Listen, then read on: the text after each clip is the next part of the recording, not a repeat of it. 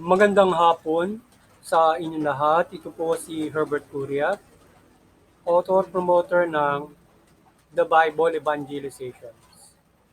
Kakibat ang ating pananalig sa ating banal na Panginoon Diyos, banal na Panginoon Kristo, gabay ng kaliwan na galiban ng Santa Maria, ay ating po ibinabahagi sa inyo sa linggong ito. Ang mensahe ng ating banal na Panginoon Diyos.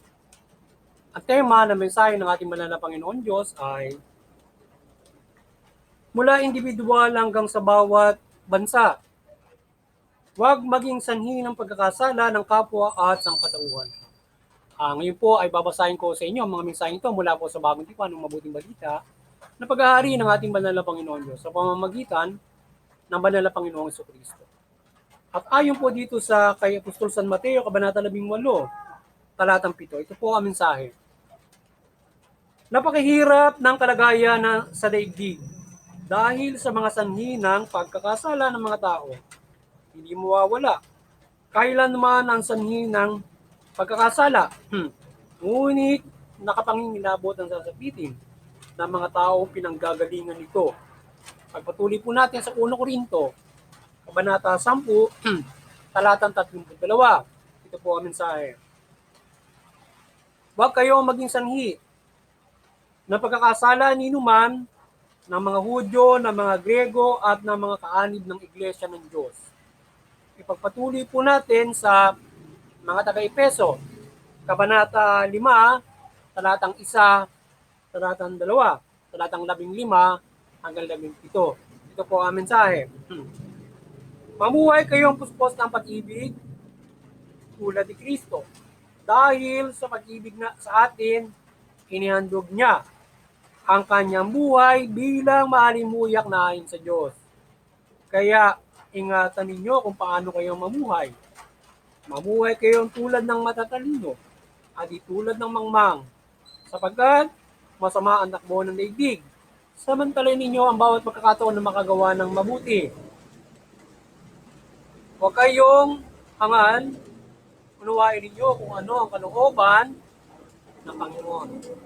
Tuloy po natin sa 1 Juan, Kabanata 5, talatang 16 hanggang 17. Ito po ang mensahe.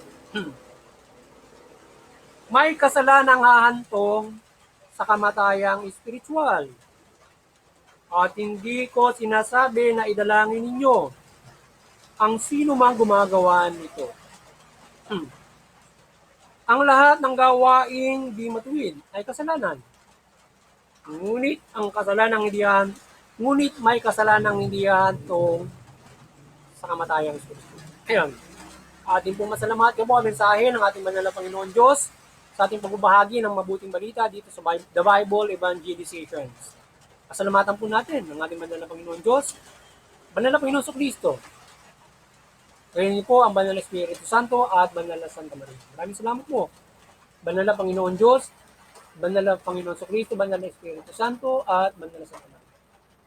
Ngayon po naman ay ipaliliwanag ko sa inyo ang mga mensaheng ito mula po dito sa tema na mula individual hanggang sa bawat bansa. Huwag maging sanhi ng pagkakasala ng kapwa at sangkatauhan. Nais mong ibabati sa atin ng ating banal na Panginoon Diyos na sa inihayag ng banal na Panginoon Jesucristo na ang mensahe niya sa atin ay iwasan natin na tayo ay maging sanhi ng pagkakasala. Sapagkat ang bawat individual o sino man, grupo man yan, individual, buong bansa pa, na kapag pinagmulang ka ng pagkakasala at ikinalat mo ito para kang si Satanas na umuodyo ka ng masama o ng mga demonyo para palaganapin ng kasamaan ay higit ang kasasapitan mo o nakapangingilabot ang sasapitin na mga taong gumagawa noong pinagmumulang ka ng pagkakasala spiritually and practically. Siyempre, so yun, kapag spiritually, siyempre ikaw ay mapupunta sa impyerno. And practically, ay ikaw ay mapapahama kung ikaw ang pinagmumula ng mga pagkakasala. Kung mabibigat, sapagkat yan ay lalo na kung napakabigat ng pagkakasala ng ginagawa mo na ikaw ang para pagmulan. Halimbawa, ikaw yung pinagmumulan ng kriminal sa pamamagitan ng pag-udyok mo ng kung ano-anong bagay sa mga tao para gumawa ng krimen. Halimbawa, inuutusan mo pumatay yung tao, inuutusan mong gumawa ng hindi mabuti. Mayroon kang isang krimen, halimbawa, kagaya rin ng droga. Ikaw ay naghihikayat na ang tao ay gumamit ng droga. Ikaw ay naghihikayat na ang mga tao ay magbisyo, mga ganon. So, iba't ibang mga bagay, direct ang mga kriminalidad. Mayroong mga bagay na kagaya ng ginagawa ng demonyo, panloloko ang ginagawa nila na para lamang ikaw ay mabuli sa kasama. Sa akala mo gumagawa ka ng mabuti, pero gumagawa ka ng masama because of panlalansi sa iyo para gumawa ka ng hindi mabuti. Lalong-lalo syempre ito. Yun ang mabigat doon eh. Akala mo gumagawa ka ng mabuti, pero hindi naman pala. Meron naman ay nahikayat ka, directly gawa ka ng krimen. Hikayat ka, tayo yung gumawa ng ganitong klase ng krimen. So kung ikaw pinagmumulan nun, ikaw yung pasimuno, ikaw yung igat, ikaw yung nagmumulan. Halimbawa sa korupsyon sa gobyerno. Kung ikaw yung pinagmumulan ng korupsyon, hindi mabigat ang pagkakasa ng papataw sa iyo ng Panginoon Diyos. Kamatayang spiritual at maging pataw sa praktikal. Ganun yun. Lalong-lalo na, halimbawa, ikaw yung pinaka-kapural na kaabusaduhan sa gobyerno. Kapural ka ng kabalbalan sa mamamayan. Mabigat ang pagkakasa na marami yung nagdurusa. Marami yung naapektuhan sa iyong mga maling ginagawa. Maliit man yan o malaki na nagdudulot ng hindi mabuti sa kapwa-tao. Lalo na yung mga persecution. Pinapapersecute mo ang isang tao, inuudyokan mo yung iba na i-persecute, hindi naman dapat i-persecute. Hindi ka nagpapaira ng patas ng hustisya, halimbawa magaling mga bagay.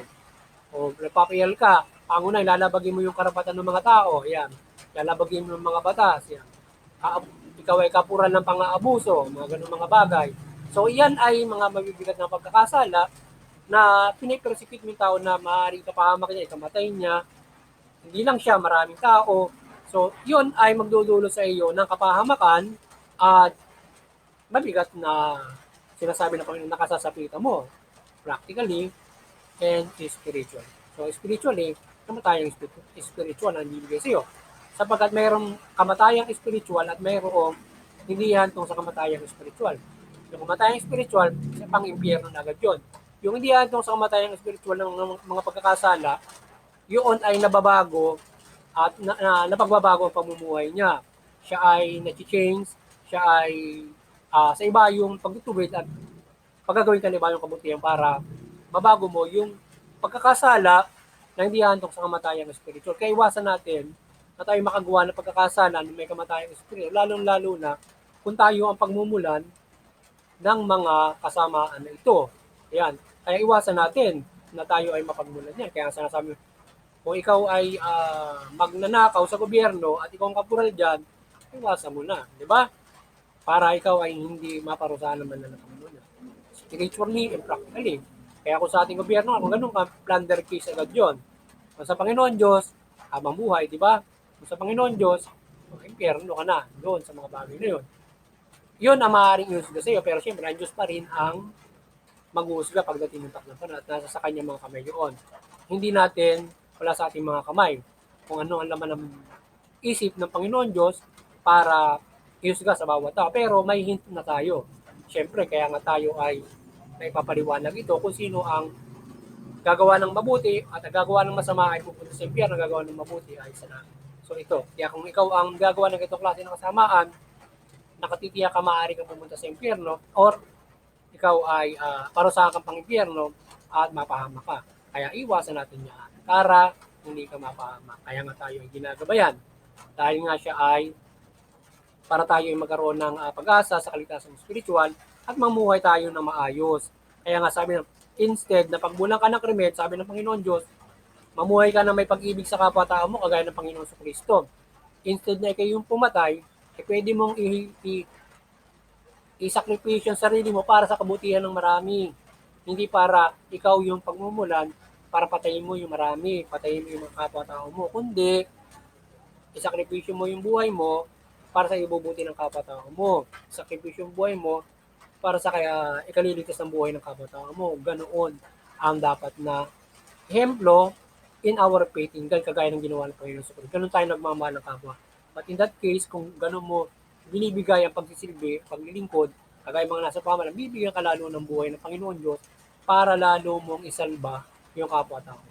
Ganun mga bagay. Siyempre, sino pa magsasalba kung ikaw ay patuloy na ikaw ay pababayaan niya doon sa ginagawa mo, di ba? So mayroon talagang nakatalaga para magsakripisyo kagaya ng Panginoon sa Kristo. Pero mostly, siyempre gagabayan ka niya kung nananampalataya ka para bigyan ka ng mahabang buhay to save others, to do the good, parang ganun. That's the thing na pinagpapala doon sa mga taong nagbibigay buhay para sa Panginoon Diyos, para sa Panginoon sa Kristo. Ganun natin binibigay ang buhay natin. Even na lalagay tayo sa alanganin, pwede natin itumatay, go. Pero tayo hindi pumabayaan ng Panginoon Diyos doon. Saving others. Kasi nga, ganun tayo dapat. Pero hindi ikaw ang pagmumula ng krimen, may influence ka ng mabuti, kagaya ito, papalagaan ka ng mabuting balita, ini-influensya mo yung mga tao na gumawa ng mabuti, magpakabuti, lalo na yung pamalan. So, ganun ay yung oras mo, yung buhay mo, binibigay mo sa Panginoon Diyos. Even malagay ka pa sa alanganin na magagalit yung tao o gobyerno sa ginagawa mong pangangaral ng mabuti. Mga ganun.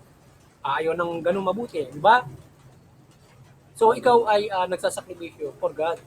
Binibigay mo yung sarili mo, yung oras mo, at maging yung buhay mo pwede, para sa Diyos, para gawin mo ang mga bagay na yun. So, sa iba't ibang mga bagay, kung ikaw ay nasa paglilingkod na ganyan, o ikaw man ay iba't ibang mga pagpapala ng Diyos sa atin, anong mga bukasyon natin.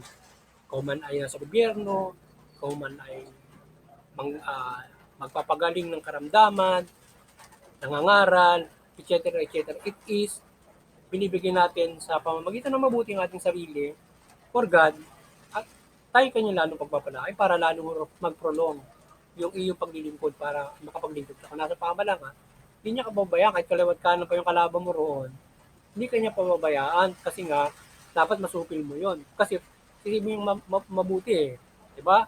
Halimbawa, ikaw ay isang pulis, kahit saan labanan ka, kung ikinanampalataya sa Diyos, bubuhayin ka palagi ng Panginoon Diyos. Kasi nga, kailangan isave mo yung mamamayan mo laban sa masama. Di ba?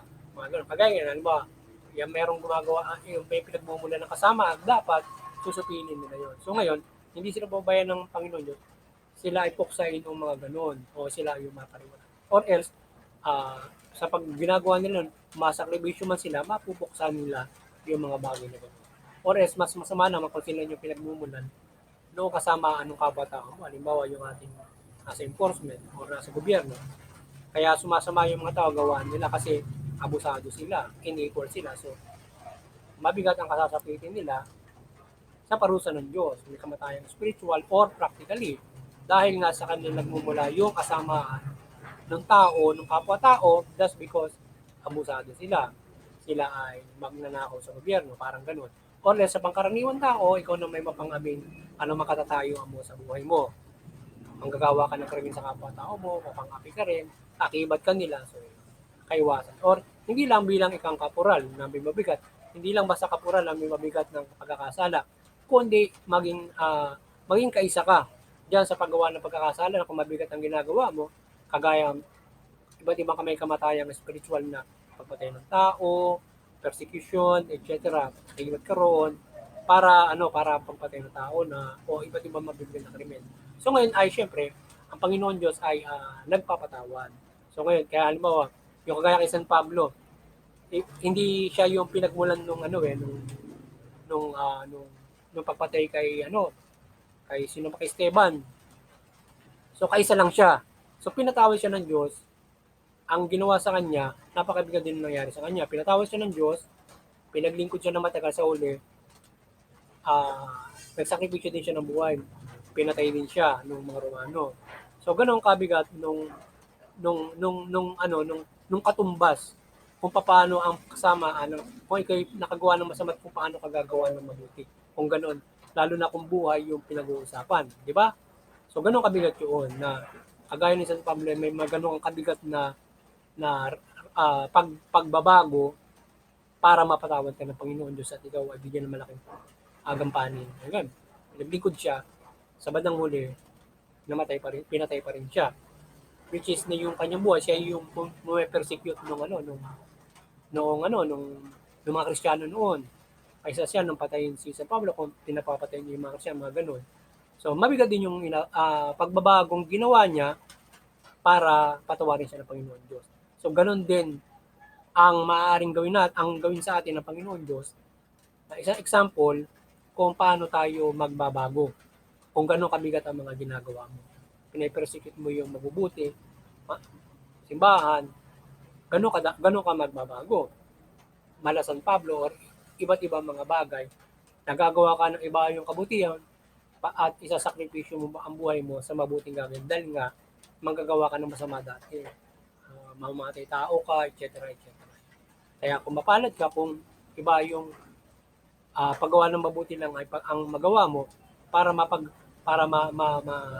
mabago mo yung sarili mo or else ikaw ay magdusa dun sa kulungan at doon ka magbago at hanggang sa makalaya ka at ikaw ay magkaroon ng isang malinis na kamatayan. Pero kung halimbawa kung yung ibang mga bagay na maaaring kung ikaw naman ay pagbabaguhin na gano'n kagalit kay San Pablo, napakabigat din. Or else, pag mabigat na ikaw ay pagdudusahin sa kulungan at para makapagbago ka. Yun. So kaya maraming bagay. Kaya iwasan natin yung paggawa ng hindi mabuti sapagkat kung lalo na kung may kamatayang spiritual o mabibigat, maaaring ganun kabigat. No? Siyempre kapag gumawa ka ng crime, makukulong ka. Dapat kang parusahan, disiplinahin, para maging mabuti ka. So yun na magbibigay. Ngayon kung ikaw naman ay hindi makararanas ng kulong at doon ka pagdusahin kagaya ni San Pablo, maaaring mangyari sa iyo. Paglingkurin ka ng ganung katagal at maaari sa bandang huli ikaw ay magdusa pa. Kung napakabigat naman ka, kung ay persecute ka na kagaya niya, mabigat din kasi ginawa ni San Pablo sa mga Kristiyano noon siya ay So kung ano ba medyo maganda doon, pag gagawin ka na ibayang kabutihan ng Panginoon Diyos para magbago ka. Kaya nga, lalo na walang kamatayang spiritual, di ba? So, kaya iwasan natin na tayo ay makagawa na may kamatayang spiritual, pinagmumulan tayo ng pagkakasala o iba't yung pagkakasala ikakasa impyerno mo, ika nga. So, kaya iwasan natin na tayo ay makagawa na. Sapagkat napakabigat din nung pagbabago na maaaring gawin natin para mapatawa tayo ng Panginoon. Hindi basta nagsisi. Kasi hindi basta tayo magsisisi para patawarin agad tayo ng Panginoon Diyos. Hindi ganun kabilis yun. Na kailangan yung pagsisisi ano pa lang yon yung pa lang yung simula ng pagbabago mo para ikaw ay makapumuhay ng may kaligtasang spiritual. Ganoon yon. Hindi ka basta at bibigyan ka niya ng pagkakataon na makapamuhay para ma-restore mo, mabawi mo yung kasalanan ginawa mo. Or else ikaw ay pwedeng sa pagsisisi mo doon ka sa kulungan, bubunuin mo yun para mapagbayaran mo ang kasalanan mo. Kaya yung kagaya niya, nasa kanan ni Yeso Cristo, yung pinako sa krus. Nagdusa siya sa krus at nagsisi siya, sumalangit siya. Diba? Maaring ganon yung mga taong nagdudusa na po pwedeng sumalangit. Maligtas sila. At or else, kagaya ni San Pablo, gagawa ka ng napakalaking mabuti para ikaw ay tanggapin ng Panginoon Diyos, patawarin ka. So, ganun kalalaking mga magbibigat sa mga bagay. Ang maging kapalit ng mga giging pagkasala mo, may kamatayang spiritual or wala, ay mabigat ang kasasapitin natin. Kaya, iwasan natin ang paggawa ng masama, lalo na yung may kamatayang spiritual mabigat, para hindi ganun kabigat din yung ating mangyayari sa atin. Swerte natin kung tayo mapindi ng halimbawa, panan ng Panginoon Diyos, kung nagkasala tayo na magaganong ka, ikaw at least binigyan ka pa ng pagkakataon makapaglingkod. Instead, yun, maparusahan ka dun sa kulungan at pagbaguhin ka. Parang ganun, di ba? So, yun. Kaya pagawin na lang ng bayang kabutihan, tumulong ka na lang tumulong sa kapwa-tao mo, kapagbayaran mo yung mga pagkakasala mo, iba't ibang mabubuti, di ba? Pag ganun mga bagay. So, yun, kaya tayo ay kaya sana ay iwasan natin yung paggawa ng kasamaan na tayo yung pagmumulan, yung influence. Pag-influence ka ng others, ikaw yung uutos, ikaw yung ugat. Iwasan na maging ugat ka or hindi ka man ugat, napakabigat din naman ang pagkakasala mo para makisa ka sa paggawa ng di mabuti. Or individual na yung pagkakasala, gumawa ka ng napakabigat na kasamaan, so na may kamatayang spiritual, so yung mabigat din na magiging kaparusahan mo, impyerno, sa kulungan, etc. etc. So kaya iwasan natin ang mga bagay ngayon. Kung bansa na yan, so yun ang mabigat doon. Eh, bansa mo, umuudyok ng masama, maliit o malaki, sa kakapwa mga bansa. So yun ang mabigat doon. Pero itong bansa natin, udyok naman na sama-sama, kabalbalan na sa ibang bansa. Hindi, maaari tayo parusahan ng bansa natin. Kagaya doon sa Tirosi doon noon. Sila yung masamang bansa, kinunaw ng Diyos, di ba? Yung sa Gomora, masamang bansa yun, sila pinagmumulan ng mga sa maginunaw ng Diyos, di ba? Kaya kung tayo maging ganun, yun ang magiging problema natin. Ngayon, sa paghuhukom, nagagawin na pala ng Panginoon, kaya iwasan natin na halip na maglingkod tayo. Dahil pagdating ng paghuhukom, 1/3 yung didivastate, sana hindi tayo makasama kung tayo ay magiging lingkod ng Panginoon Diyos, tayo papalaganap ng mabuti. Kaya pagdating nung paghukom, kung 1/3 ang didivastate, pwede halimbawa makasama ang Pilipinas kung magpapakasama. Alam mo ganun, tayo naging influence ng masama or ibang bansa. So sila kasama din sa 1/3 na didivastate at 1/3 na papatayin dahil nga sa masama sila. So yun, yung buong bansa halimbawa, ilan na yung mabubuhay doon, siyempre, na nananampalataya sa Panginoon Diyos. Hindi naman mawawala siguro sa isang bansa na may nananampalataya. At nang ibabaw kasi, yung maraming masama. So ilan lang yung mabuti. Hindi naman mawawala naman. Sabi nga ng Panginoon Diyos, may maliligtas at may maliligtas. Diba? Hanggang nga nung iaangat sa langit pagdating ng panahon. Kaya, iwasan natin, individual grupo, lalo na yung bansa natin, kung nakikita natin na tayo naging hindi na magandang influence to others, country, let's change. Parang ganun. Or else tayo ay kung sa proseso, tutuwid tayo ng Panginoon dahil hindi pa naman gugunaw ang mundo. So itutuwid tayo para tayo ay maging mabuting bansa. Parang ganoon. So ngayon, kung masamang bansa tayo, naging masamang bansa tayo. So, kaya kinakailangan, pilitin natin na maging mabuti tayo para tayo ay nililingkod sa Panginoon Diyos, pinagpapala palagi tayo. Hindi lang tayo pati ang mundo. So kaya, yung influence good, yung influence na mabuti. Maliit hanggang malaki. Pag maging pinagmumula ng kasamaan, mula maliit hanggang malaki, kahit na masamang biro pa yan. Kasi kahit pinagbabawal ng Panginoon Diyos, yung masamang biro sa Bible. Ngayon, kung yan ay papalaganapin natin, hindi naging mabuting example to encourage, to influence people para maging mabuti yung ugali, maging bully ka parang ganon. So, bully ka doon sa ibang bansa, di ba? Influence, sige maging bully kayo, parang di po basta yun, away, digmaan, etc. etc. So yun, so muli sana ay nagabay na naman kayo ng mabuting balita sa pagbabagi natin dito sa The Bible Evangelizations para kayo maging mabuting tao, mapaghikayat ng mabuti at hindi mapaghikayat ng masama para hindi maparusahan ng Panginoon Diyos at hindi kayo ay maging bad influence, kundi good influence kayo to the others. Huwag tayo maging lalo-lalo na ang buong bansa para hindi kayo tuwid ng Panginoon Diyos or parusahan ka ng banal na Panginoon. Ganun lang kasimple yun. So ngayon ay sana ay nagabayan kayo at kayo magkaroon ng malaking pag-asa sa kaligtasong spiritual sa gabay na ito ng ating banal na Panginoon Diyos. Yan. Kaya tandaan natin na tayo ay iwasan natin yung paggawa ng ganyang klase na may kamatayan spiritual sapagkat may mabigat na kaparusahan ng ating banal na Panginoon. Pwede ba sa impyerno at mayroon pa practical na mabigat na pangyayari. So kaya tayo ay sabi nga ng Panginoon, mamuhay tayo sa mabuting balita, example ng Panginoon sa Kristo, na instead na ikaw ay pagmumula ka rin para gawa ng masama yung kapatid mo, nagsasakripisyo ka para gawin mo ng mabuti ang kapatid mo. Ano magamit? Tulong ka, i-influence ka ng mabuti, hindi ikaw yung nag-influence, hindi ka bad influence, influence ka ng masama, etc. etc. Muli, ay sana naliwalagan tayo ng banal na Santa Maria, ng Panginoon Diyos, Panginoon sa Kristo, Banal Espiritu Santo, maliwanagan kayo sa inyong mga tahanan at kayo ay sundin at sumunod sa mabuting balita at manampalataya kayo sa Panginoon. At sana sa gabay ng kaliwanagan ng Santa Maria at ang pagpapalaganap natin, mabuklit ko kayo sa pananampalataya sa Panginoon, sa mga Panginoon sa Kristo at yung mga Kristiyano Katoliko.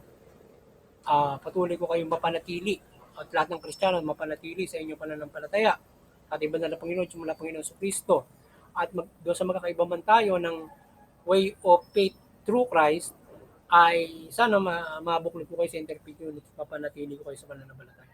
At doon sa iba't ibang reliyon naman, kayo mabuklod ko sa interfaith unity at in our faith to God through Christ, para tayo ay magkaisa sa kapayapaan, kabutihan, pagtutulungan mula sa iba't ibang turo ng ating mga reliyon. At may iwasan natin yung sigalutan, nagkakaroon ng digmaan, nagagabay natin yung bawat tao, family, community, bansa. Lalo na nagabay natin yung mga kapamahalaan para magpahiran ng kapayapaan, kabutihan, kaunlaran. Diba? So yun, karapatang pantao. So yun. So muli, doon naman sa CWCP and Vatican Church, maliwanagan kayo. Maliwanagan kayo ni Banal Santa Maria at patuloy niyo pagbuklurin yung sangkatawan sa pananampalataya sa Panginoon, sa mula Panginoon sa Kristo at mabuting balita. At sa ating munting kakayanan, patuloy tayo na nananampalataya ng gabay ng kaliwanagan ng Banal na Panginoon Diyos, Panginoon sa Kristo, Banal na Espiritu Santo at Banal na Santa Maria, at sa ating pamubahagi ng mabuting balita, kabayan tayo ng kanyang kapangyarihan upang kayo ay aking mabuklod sa pananampalataya sa Panginoon, pailalim sa Panginoon sa Kristo. Anong lalo na sa mga kapamalaan bilang lingkod ng Diyos na gumagabay sa kapamalaan. At yung mga kapamalaan ay mamahala kayo ng mabuti matuwid, dugunin yung karapatang ng tao, patas ng hustisya. Sa gayon makikinabang sa gabay ng Banal na Panginoon Diyos, Panginoon sa Kristo, at mabuting balita, at sa gayon makikinabang inyong mamamayan sa inyong mabuting pamamana. Kaya magabayan kayo ng Panginoon Diyos ng mabuting balita at tugunin niyo yung karapatang ng tao, mamahala kayo ng mabuti, patas ng hustisya. At yung mamamayan nyo, makapamumuhay ng maunlad, mabuti, ayon sa karapatan. So, makapananampalataya sila ng lubos sa Panginoon Diyos. Mula sa Panginoon sa Kristo, mayroon man silang iba't ibang pinaniniwalaan. Muli, magandang hapon sa inyo lahat. Sana patuloy tayong pagpalain, protektahan ng Panginoon Diyos. At sama-sama tayong mamuhay ayon sa mabuting balita sa pamamagitan ng Panginoon sa Kristo. Magandang hapon sa inyo lahat. God bless you all.